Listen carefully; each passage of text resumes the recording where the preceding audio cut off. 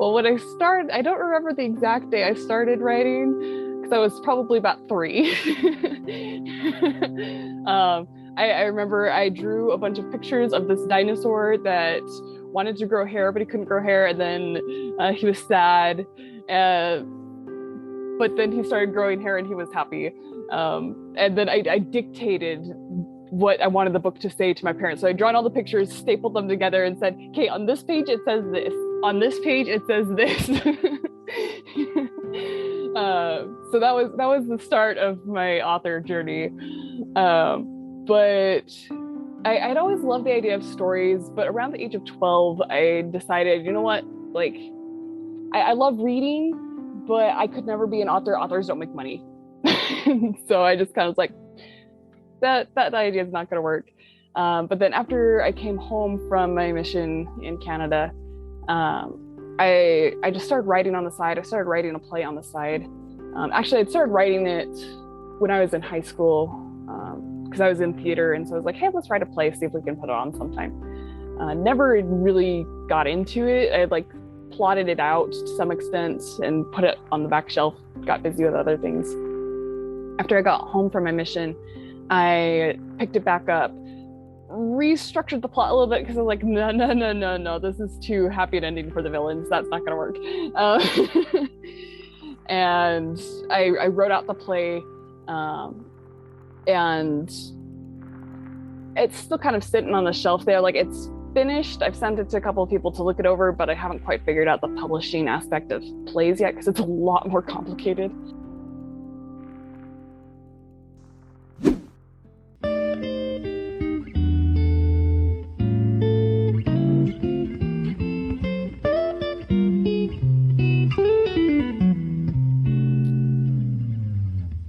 Hello, everybody. Welcome to the podcast. I have an author with me who has a little bit of a connection with Canada, so I'm very happy about that. But my author today is in Utah, I believe, which is a place I would love to visit someday. Sounds gorgeous.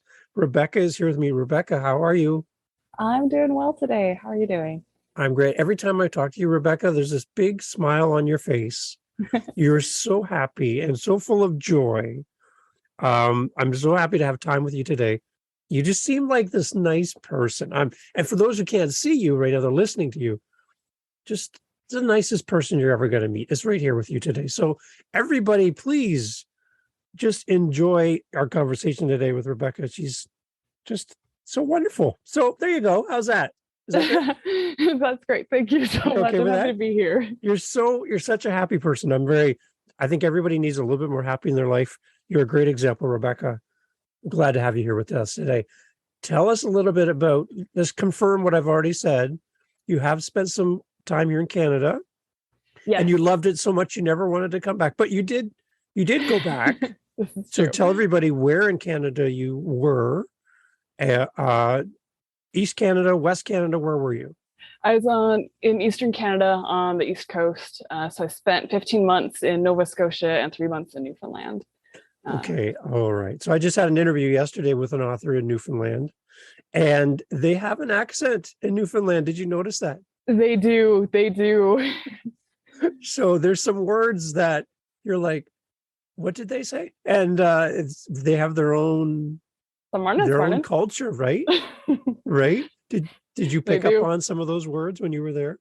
I did. Yeah, I got screeched in. So did you kiss the fish? I did. No, you kissed the fish. Everyone listening are like, what is going on right now? You actually kissed a fish. Okay, so I've never kissed a fish before, so that's on my list. That's great. What else? What about the people that you met in Eastern Canada just made you happy? What about them?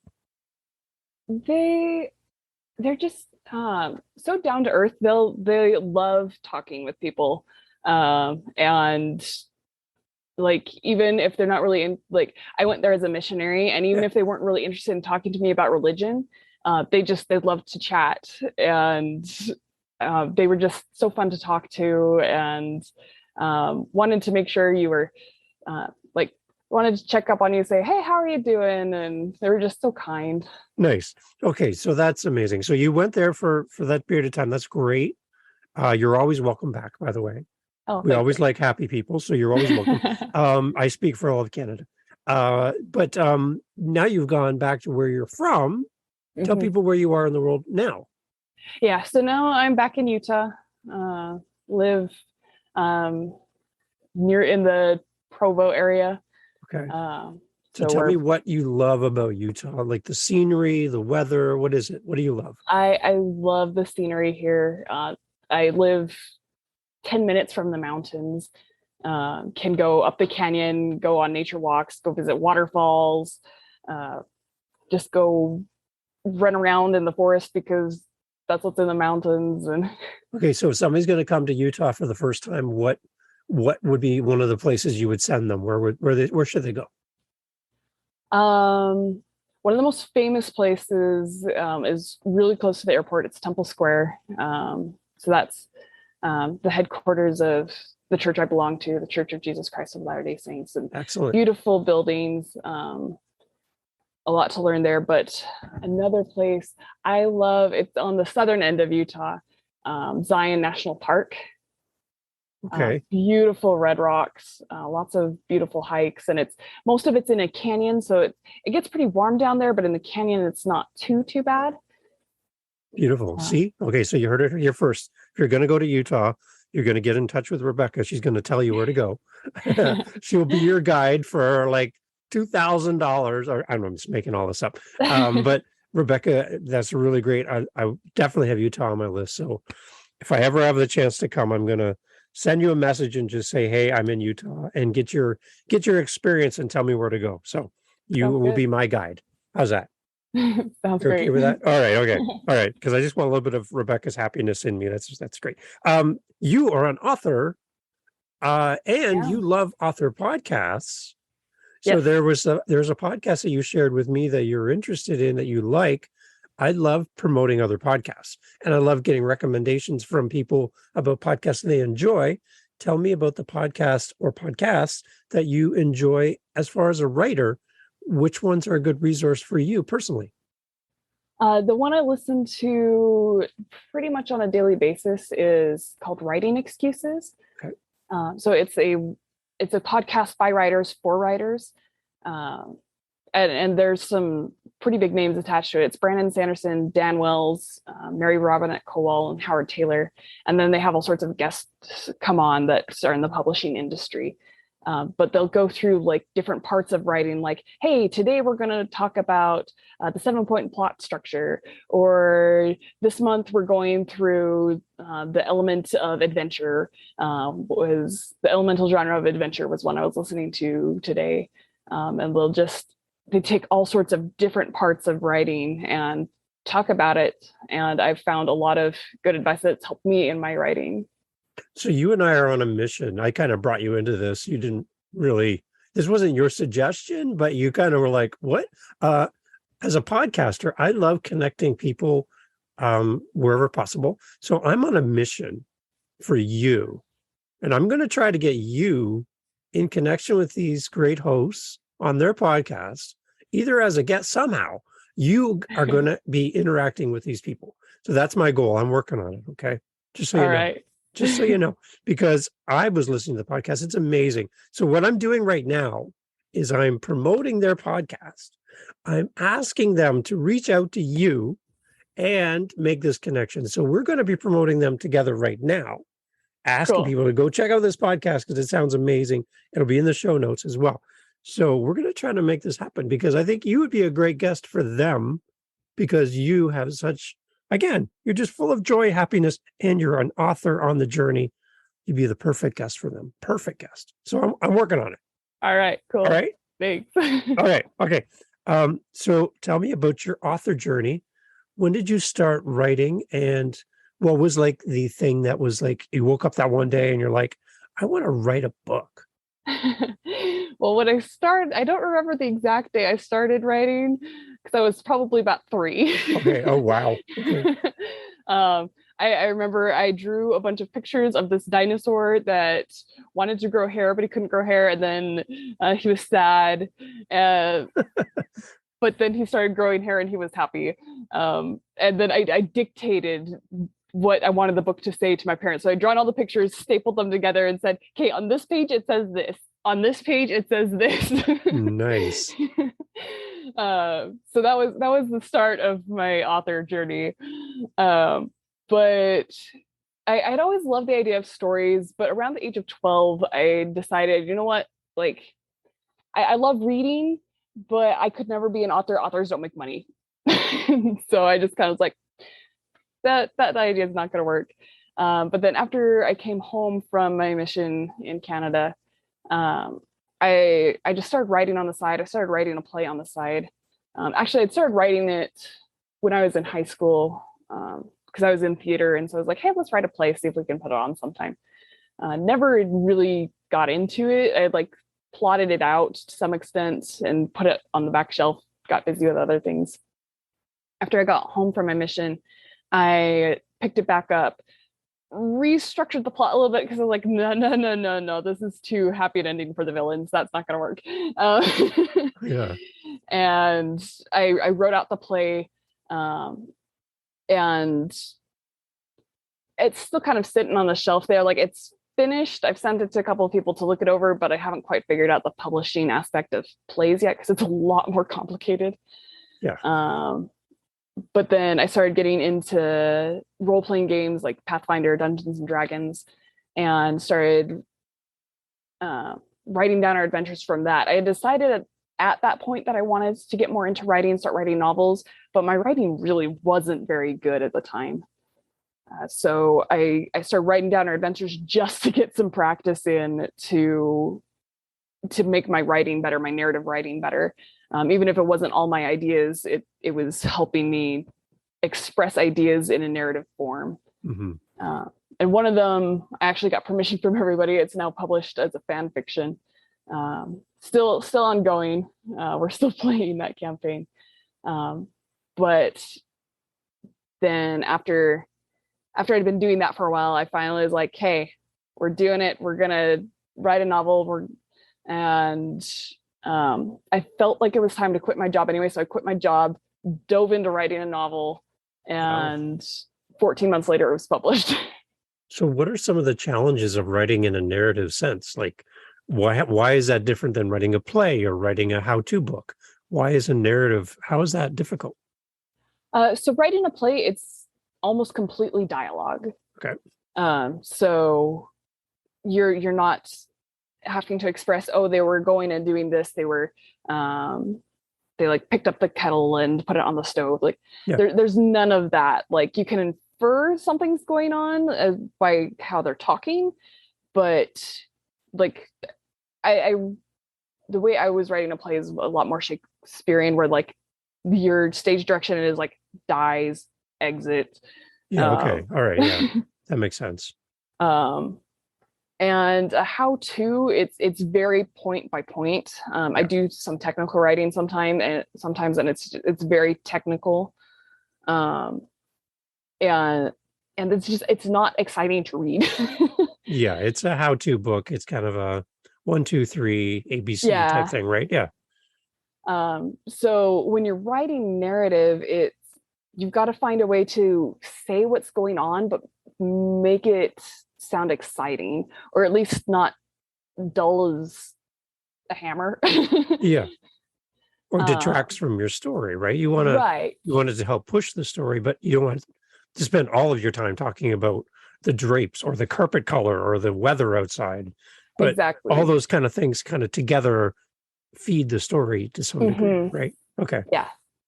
That's amazing. So it's a good combination of being descriptive and adding action into it is generally how I write my narrative. It's got that good combination. There are ways, and they're not my forte is, where it's like beautiful description that just enthralls you, but I haven't quite got to that stage yet. So you mentioned just a few minutes ago that your first writings weren't that great. Mm-hmm. I like that you can admit that and you can realize that, but that didn't hold you back from writing. But No. how have you seen yourself grow as an author? If you look back at one point and go, well, that wasn't my best work, but I'm learning, but now I'm better at this. How has that journey been? How do you know you're improving? What's getting easier? Comparing like where just like sometimes like I'll be working on something and I'll be like, "Ah, I don't feel like this is very good," and then I'll like look back at something I'd written previously like in a different work. I was like, okay, no, never mind, this is looking great. Oh, you're okay. Yeah. And I don't even know that I could tell you exactly what differences I'm noticing, um other than like just flow. Like it tends to be my flow is a little bit better instead of really choppy. I feel like I was at the beginning. um because one tip I learned fairly recently, but I can tell that I've been implementing in practice for a little bit longer, is the shorter a sentence, the slower things actually seem to go. So if you have multiple choppy sentences in a row, it's going to it's going to flow a lot slower than if you had just one long sentence that just keeps running on and it just feels like it's flowing, and it's not Right. like abruptly stopping you all the time. Interesting. Wow. Okay. So that's a great tip for authors that are listening to this, is that maybe to leverage that a little bit more. Yeah. Besides the podcast that you've been listening to, you're also in a writing group. Is that right? Yes. Tell me about the advantages of doing life as an author in a writing group compared to doing it all by yourself in a cabin by the woods with no internet and no connection with humankind. What's the difference? What do you prefer? Do you like writing by yourself sometimes and then the group, or do you always like the group better? So it's only been this year that I've been part of a writing group, and it has been incredibly helpful because we'll just submit one chapter a week, for people to review. And it's great because you're getting feedback that, oh, this is great, I love this, like I want more of this, and it makes you feel good and pumped up. But then also they'll point out things like I think I mentioned to you before we started recording that, hey, there's like something big happened here and there's not enough consequence going on for this. Like this person is in trouble, but this person isn't. And the second person should really be in trouble too. And so just this last weekend, I was like, okay, yeah, you've got a really good point there. I need to write a new chapter to follow up this chapter. I need to make some adjustments in this chapter to like make sure the person's in trouble, but I need to also write a new chapter to make sure that things are following through with, okay, you made a mistake. There needs to be consequences for this. Yeah. Here are the consequences. So you're living your next chapter. Yes. Insert podcast name here. Yes, that's exactly what you're doing, right? That's funny that you're like, well, my book is done, or I'm feeling like I've kind of resolved the story and I'm finished. And then somebody speaks up and goes, wait a minute, what about this? And you're like, oh, that's great. I'm going to have to go back and write some more. That's I love that you have that kind of community. What kind of advice have you given other people on their writings where you're like a reader now looking at their stuff and go, hey, but what about this? Any examples of what you've seen in other people that you've been able to suggest? So some of the similar things, like something's missing here. There should be like something going on because of this, or a couple like last week talking to some of the people like, hey, you mentioned this twice in a row. Is that really happening twice, or is it like an extension of what's going on? Or like somebody in my writing group is doing a graphic novel. Okay. And because I have some experience with like stage play, they're writing it right now as like as a script. So then they'll create the graphics and insert what's being said. But because I've got that theater background, I can look at it and go, hey, like you're saying this person is doing something, we still don't know what their name is. Exactly. Right. And so it's been a lot of great stuff we can just share together. Like I can even just look through my notes I have here. Like like there was last week, somebody made a promise, and I was like, oh, I really hope they can fulfill that promise, because that is going to be heartbreaking if they can't. And it was good for the author to hear, hey, the readers are really invested there. And Okay. and you've either got to make sure they make good on that promise in a satisfying way, or if they can't make good on that promise, you got to explain why, and make it satisfying, that like it's going to be tragic, but it's going to make sense. Okay, so before we get into your book specifically and what you're writing, so you can let people know about that, talk a little bit about the imposter syndrome for new authors who are trying to find their voice and learn how to write and create their story, craft their story, and just that feeling of like, who am I?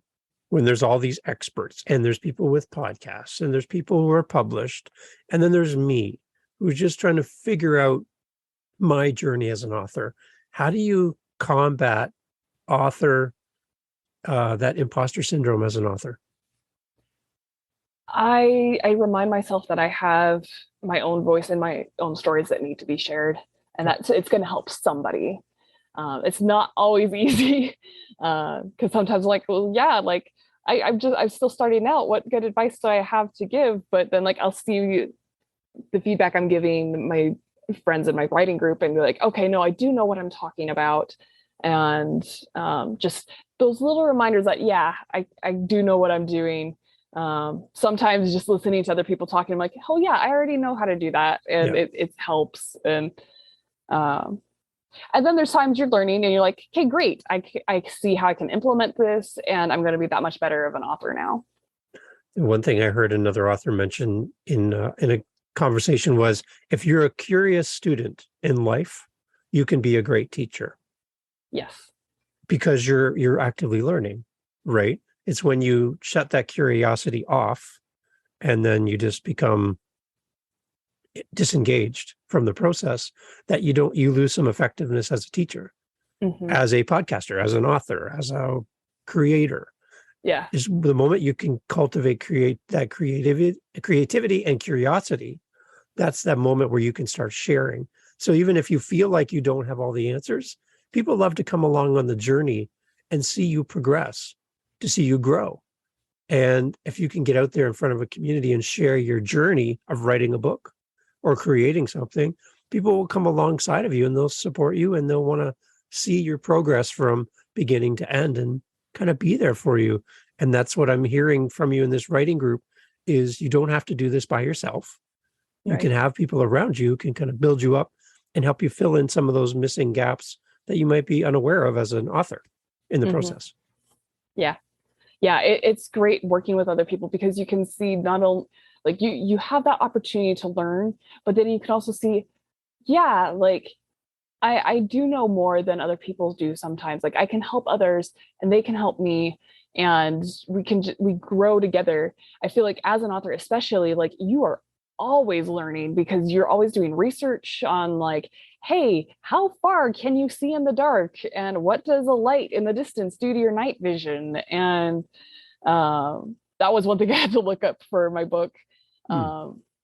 Or like, what happens if you get choked out? Like, how long are you passed out for? That was people talk about authors looking up weird things. Those are the types of weird things I look up. Very interesting search history for you. So you have to have facts in there too, right? You can't just make stuff up. You got to know what you're talking about. Yeah, and there's a level that you can make stuff up, but you got to convince the audience you already know what you're talking about. So you got to do at least some research. Yeah. Okay, so before we jump into the book, I'd like to throw this into, tell us people about your website, just so people can find you, and then we're going to start talking about the book. Yeah, so my website is RebeccaEllette.com. That's RebeccaEllette.com. And on there, I've got links to purchase links for my novel. I've got links to my serial novel that's the D campaign that I'm part of. And then I also have links to all of my D&D supplements that I write. I've written around 20 modules and Wow. 5 magical item collections, or just collections to help DMs make their world more immersive. So I'm on your website as you're talking, and it's a great website, by the way. And everything is here that you're talking about is awesome. So definitely go there. We'll put, again, all the information will be in the show notes. Let's talk about the book you're writing, and let's bring people up to speed on what's coming and give them a little taste of what's to come. Okay. So the book I'm writing right now is the sequel to the one I have published. So the series is called the Gem Touched Memoirs. The first book is called Escape from Selmira. And in there, it's on an island that is tribal communities, but there's some, like, the island is not being able to provide as much food as it had been in the past. And people think it's got something to do with all of, like, there was a dragon war before, and there's dragon bones all over the island. And so they're pretty sure the dragons had something to do with it, with there not being enough food anymore. But as they're trying to find food, 2 hunters get stuck underground in an underground world. They're enslaved by a previously unknown civilization, and they have to figure out how to get out. But along the way, they find magic. So that's interesting. I think when we talked earlier, there's a story behind the dragon bones, which helps to spark your creative process. Can you tell a little bit about where the idea for dragon bones came from? Yeah, so I was on National Novel Writing Month's website, NaNoWriMo.org, and they have a course to help you plot your book. And one of the resources they had to help you spur ideas was a link to a website with a whole bunch of pictures of really weird things around the world. And one of them was a whale graveyard in Alaska, and it was just all these whale bones sticking up out of the ground. And I was like, that's kind of weird. What would happen if that were dragon bones? Like, how could I use that? So that's where I got part of the idea, the main idea for the setting on top of the island. And then there was another picture there of giant crystals in a cave in Mexico that was what spurred the idea for the setting underground. See, that as a reader, that's kind of interesting to hear where all of this came from, right? That where your inspiration lies. That's somebody told me a long time ago that you should live life like a sweater or a piece of clothing that attracts like lint and things, and it just sticks to you because you hear a story, you see something, you see a photo, you go to Canada and whatever. And all those experiences you have in life, let them stick to you because you never know when you're going to need them later. And they become like little stories that you can draw from, and a photo turns into a novel, and like just let things stick to you as much as possible. It's a great visual of this sweater with all this stuff on it, right? These are all this stuff is stories and things that mean something to me that I can pull from later. And I always thought that was a very good visual of how we should live life in any kind of creative space. Is just let stuff stick to you. Yeah. And I'm like, that's really neat. I like that. So I love that you're illustrating that just by a couple photos you saw online and how you can bring that into your world. That's exactly it right there. I love it. Yeah. Beautiful. It's amazing. Okay. So how many books are there in the series or going to be in the series? There will be 5 books in the series. 5. So Okay. I am finishing up the 3rd draft of book 2. So it'll be going out to beta readers probably next week. So they can give me feedback on, as a reader perspective, not necessarily as a author, professional industry. Okay.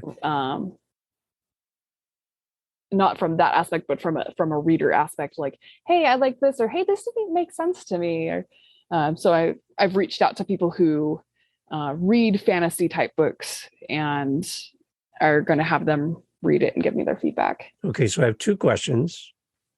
A, how did you find your writers group? Like, how do you just go on to Google or something and search how to find a writers group? Like, how do you do that? And number two, you talked about beta readers. Again, first time I've heard any author on my podcast talk about beta readers. Congratulations for that. How do you find a beta reader? So a writers group and a beta reader. What do I do as an author? How do I do this? So with my writing group, I was taking a class at the local university, Brigham Young University. Okay. And it was a creative writing class, and the professor, it's actually Brandon Sanderson, who's part of the Writing Excuses there you go podcast.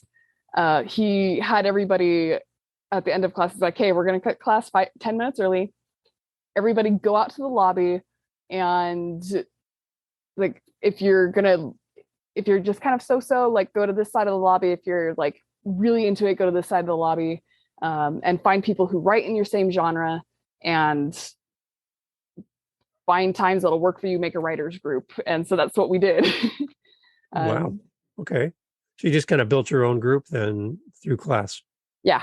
Awesome. Okay. But I know there's lots of different ways. Like, I've had friends also post on Facebook, like, hey, I want to start a writers group, like, who's interested? And okay. I just never got into it. I was kind of nervous about it. I was like, I don't want to show people my work. But then it was like class, like, you're going to do this. I'm like, okay, let's do it. And it's been so good. Okay. So it's definitely beneficial. So then how do you find a beta group to read your book? That's really interesting. So there's a number of different ways. I've used my family, because a number of people in my family love to read fantasy as well. So good. I've used them. Family isn't generally the best people to use, because they tend to be like, oh, this was great. Like, my family tends to be analytical, so I knew I could use them and could trust that they would give me honest feedback. But I've also used friends who reads fantasy.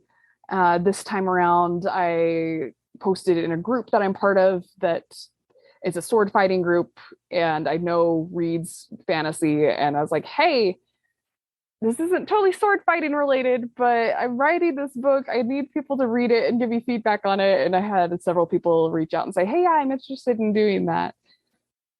Okay, so that's amazing. Perfect. So what do you do now to promote your books? How do you get out in front of people and find an audience? What are your suggestions for authors who might be listening to this? It's one of the things I'm still working on. One of the things that has been suggested to me and I'm working on right now is through TikTok. Oh, wow. Okay. They have a hashtag called Book Talk, which is one of the main ways I've heard that people are breaking in right now. And so I'm working on getting in there. I'm still trying to break in myself. So I'm still learning the ropes a little bit. Being on podcasts is one of the ways I'm trying to get out there. You can do advertising on Amazon. I haven't heard that works fantastically, but I also know that if you don't advertise on Amazon, you're not going to show up as suggested reading. So it's a weird kind of market. I've tried doing Facebook ads, and that didn't really get me anywhere. So it's going to be a lot of word of mouth and getting people to say, hey, I read this book, but I just haven't gotten quite good at that yet. Okay, so we have to follow each other on TikTok, because Living the Next Chapter, we're on TikTok, and we'll be promoting you on TikTok for the podcast. Oh, cool. So there you go. So that kind of works. So we're going to have to follow each other and be TikTok besties. We can do that. So yeah, it's amazing. TikTok is really good for creators. They're really promoting creators, and it doesn't have the same kind of computer stuff in the background that other apps have. They really do want to promote creators. So if you can go show up and build an audience, I think just giving, and the other part of it is just to find your audience. And once you find your audience, then just to be a contributor to the community instead of coming in to sell, hey, I wrote a book, everybody buy my book, but come in and be like, get in part of the conversation, interact with everybody. And then they're just naturally curious about who you are and what you do. And then that opens the door, and you're like, well, yeah, I've been in this community for X number of years, and I've contributed and give. And now you're interested, and now I might be able to sell a book maybe. And then they're like, that's more natural. And I think that's probably the best way in talking to other authors, that they've kind of built that community. Yeah, you want to build a connection before you start pushing your product. Yeah. But you do need to promote it. You do need to get out there, and I'm glad to see you doing that. Exactly. Any last thoughts? You mentioned the website. Let's mention it again. And as far as how people can connect with you, and any last thoughts for a new author out there as well, what would you tell them today? Yeah, so to new authors, just keep going at it. It takes a little bit of practice. I've heard somebody say that it takes a million words before you get good at it. I'm Wow. not quite there. I'm almost there. But I've also just been immersed in literature my whole life. But yeah, just keep writing. Like, even if you don't feel it's good, keep writing. You will get better. Yeah. Great. And then how do people connect with you again? What's the best way? So you can find me on my website, RebeccaEllett.com. I also have a Facebook page, Rebecca Ellett Fincher. Okay. Beautiful. And we can connect there. And soon my TikTok will be running. It'll be Lady Rebecca Elf. There you go. Awesome. And we'll definitely going to have to connect with each other. I really love it. And when the next books are done and ready to go, I'd love to have you back again. Like, That'd again, be cool. You're just so happy and smiley all the time. It'd be like, yeah, no, you got to come back and talk again for sure. Oh, that would be cool. That'd be cool. Always interested in an author's journey. And when you find an author that's so nice, you have to have them back again. So thank you so much for having time for us today. Oh, thank you for having me on your podcast. Awesome. All right. We'll talk soon. Okay. All right. Sounds good. Cheers.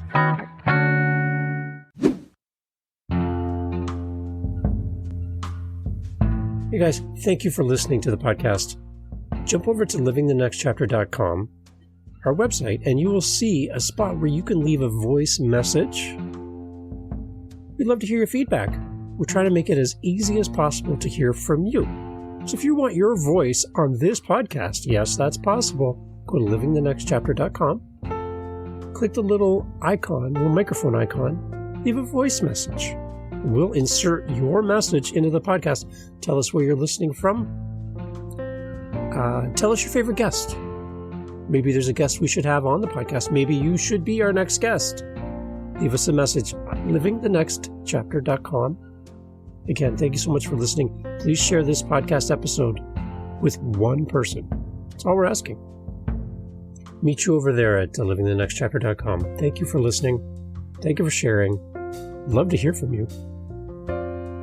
Till the next episode. It's coming up right away. Be sure you hit that subscribe button. Thank you for being part of Living the Next Chapter. Thank you for supporting our guests. Have a great day.